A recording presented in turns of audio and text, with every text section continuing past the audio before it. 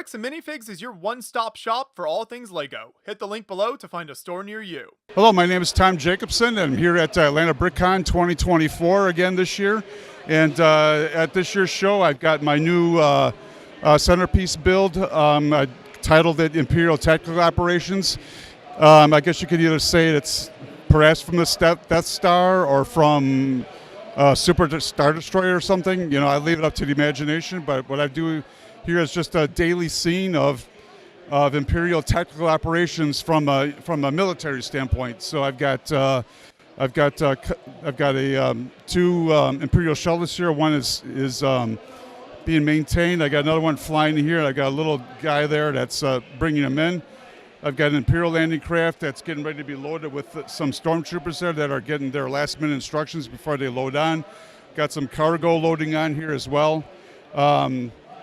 And so there's a lot going on, and I got all the rooms. We'll look at that on the other side too, on the sides and the back. But it's just a typical day on the Death Star or on an Imperial Star Destroyer, you know, from a military standpoint and military operations. So, you know, there's a lot going on. Got, you know, refueling the shuttles and, you know, a lot of maintenance and cargo and troop operations and all that stuff kind of going on here too.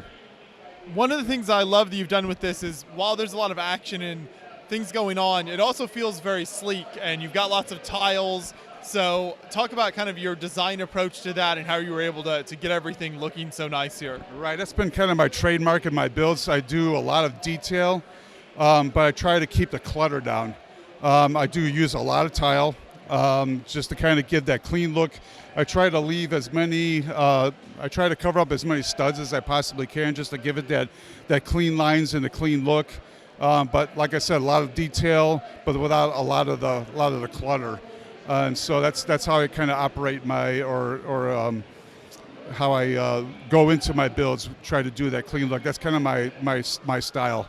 That clean, uncluttered look, but with a lot of detail. So we can take a look at some of the rooms on the outside. Then you've got lots of details. I guess starting at this end, we'll work our way around. What are some of the rooms that you have represented here? Well, I got a lot of different rooms here. On the side over here, I've got on the bottom, it's just a hallway for people, you know, walking back and forth. On the second level right here, it's that's basically the firing room for the super weapon for the Death Star. To kind of try to emulate it as much as I could, based upon the lighting from the movie and stuff like that. Up here is kind of the command center. On the top floor there on the third level is the command center. I tried to emulate as best I could from the movies as well, from like Return of the Jedi. And I got a hallway coming in. I'm not sure what this room is here. I just did something, and it is whatever you want it to be. So yeah, this is my favorite room. You know, I try to do the lighting as close as possible to the way it is in the movies. On the control room here, I kind of did a mix of red and white light together to kind of give it that tactical look to it. So that's kind of what that is. And then I just got a couple other hallways over here. Another hallway down here is stormtrooper training, how to teach them to shoot straight. So I've got the stormtroopers on the screen on the wall there, and I got the instructor with his baton, you know, showing them how to shoot straight, basically. And then the last one on the bottom here, the small one, that's droid maintenance. So you got one technician there with the droid head off, you know, working on it, and I got the other technician there working on an Imperial probe droid. So that's kind of rounds out what's on the side panel over here. And as we go around to the back, there's even more. Yeah, there's a lot here. This whole section right here, this is kind of an homage to my wife. My wife was the director of public works and the water department director in the city where we lived for many, many years. So this is the water department. So everybody needs drinking water, right? And so this is the water department.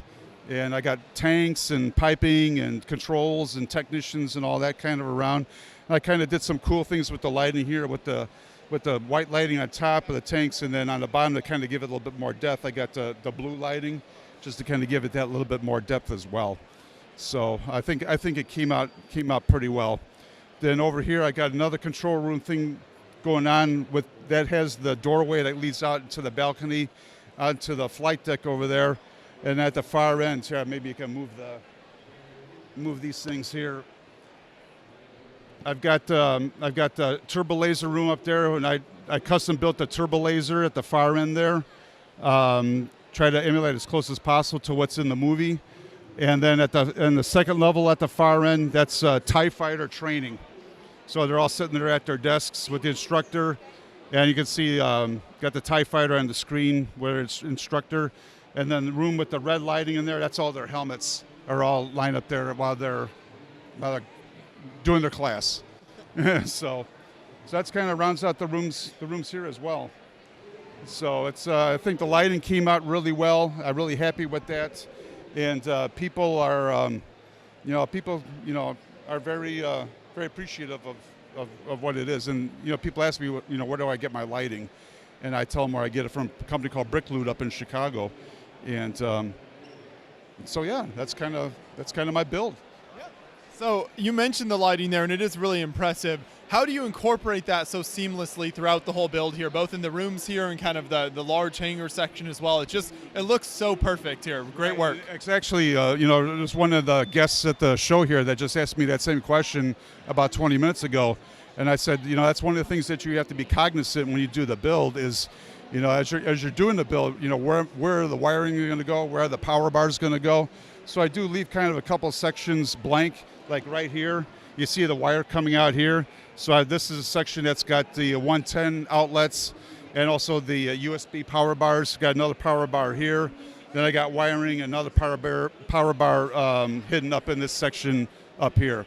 So it's something very cognizant, and because they asked me what was the most challenging part of the build, and I said what to do with the wiring and what to do with the power bars. So that's the biggest challenge.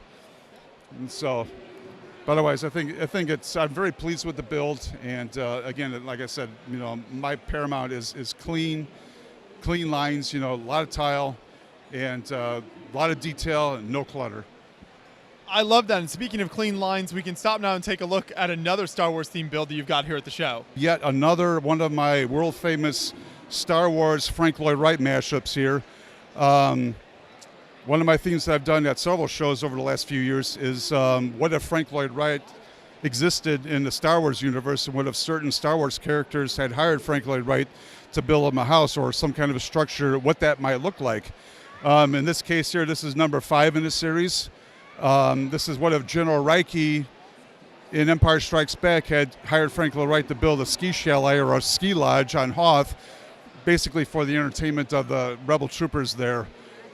Before they got obviously annihilated by the Empire, but what might that look like? So I designed this, based upon his prairie-style house. I incorporated the trans light blue elements in all the windows and everything to kind of give it that cold, icy look, and obviously a lot of white, on Hoth, and used a lot of white tile, white with the light bluish gray trim to give it that little bit of color offset. And then what I try to do the terrain with all the wedges and stuff like that to give it a little bit more definition and depth, and with the rocks and all that. Then I put a couple of Hoth troopers on skis going down the hill, and got a guy coming on a tauntaun just to see what's going on. Yeah, another one of my famous Star Wars Frank Lloyd Wright mashups at the show here. I'm working on another one right now, but this is one I got done for the show here. So.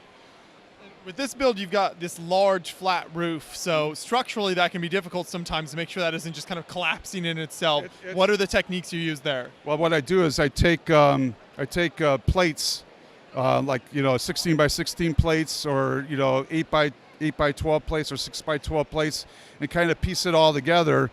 Then I use like 6 by 10, 8 by 10, 2 by 8, 2 by 10 plates in the middle that kind of make it like a sandwich. Then I put the tile on top. So there's not a lot of structural integrity there, but I do a lot of beams and stuff like that and inside. So when I press everything down, everything kind of stays up.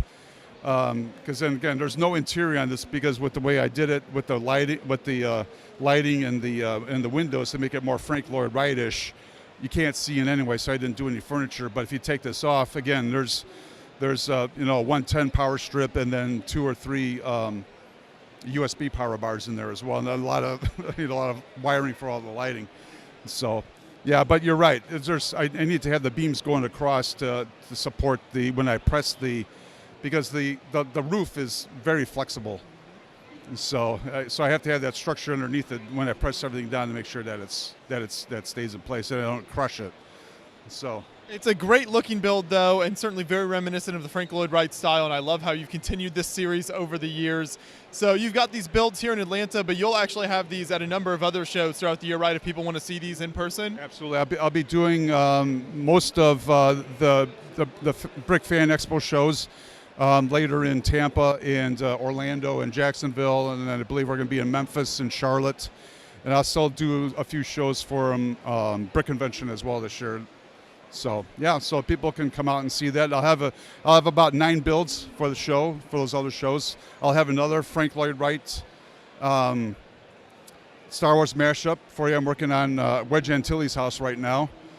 He built a house on Endor, and I have a separate module for him with his X-wing on it too. So yeah, then another one coming. Sounds good. Thank you so much for taking us through your builds here. I appreciate it. Keep up the good work. Great. Thank you so much. Good to see you guys again.